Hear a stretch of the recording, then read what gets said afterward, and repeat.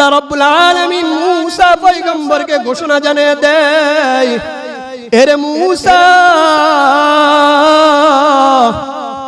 তোমার উম্মতের মধ্য থেকে যদি সবচাইতে গুনাহগার, সবচাইতে বদকার, সবচাইতে নিকৃষ্ট উম্মতটাকে তুমি দেখতে চাও, তাহলে মূসা ওই যে বড় একটা জঙ্গল আছে, ওই জঙ্গলের গেটের মধ্যে তুমি সকালবেলা দাঁড়িয়ে যাও।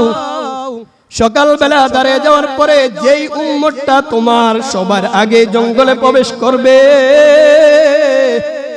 মনে করবা ওই উম্মতটাই সবচাইতে বড় নিকৃষ্ট। পরের দিন মূসা পয়গম্বর সকালবেলা জঙ্গলের গেটে গিয়ে হাজির। কিছুক্ষণ পরে তাকে দেখে একজন উম্মত